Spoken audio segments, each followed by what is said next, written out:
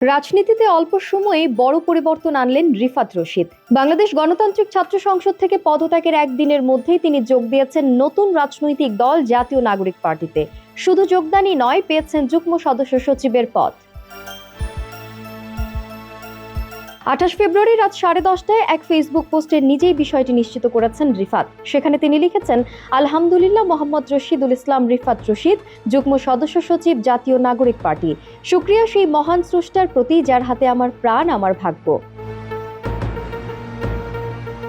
এর আগে রাজধানীর মানিক মিয়া এভিনিউতে আনুষ্ঠানিকভাবে নতুন রাজনৈতিক দল জাতীয় নাগরিক পার্টির ঘোষণা দেন শহীদ মোহাম্মদ ইসমাইল হোসেন রাব্বির বোন মিম আক্তার। এই দলে আহ্বায়ক করা হয়েছে সাবেক তথ্য উপদেষ্টা নাহিদ ইসলামকে এবং সদস্য সচিব হয়েছেন আখতার হোসেন।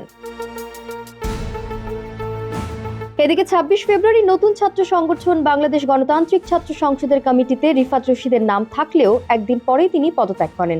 27 ফেব্রুয়ারি সংগঠনের আহ্বায়ক আবু বাকের মজুমদার নিশ্চিত করেন রিফাতের পদত্যাগের বিষয়টি।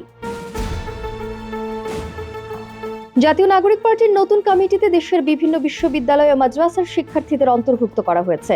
ঢাকা বিশ্ববিদ্যালয়, জাহাঙ্গীরনগর বিশ্ববিদ্যালয়, চট্টগ্রাম বিশ্ববিদ্যালয়, রাজশাহী বিশ্ববিদ্যালয়, জগন্নাথ বিশ্ববিদ্যালয়, কুমিল্লা বিশ্ববিদ্যালয়, নর্থ সাউথ বিশ্ববিদ্যালয়, বিইউপি, ইউল্যাব, জাতীয় বিশ্ববিদ্যালয়, 7 কলেজ, সব জায়গা থেকেই প্রতিনিধি আনা হয়েছে।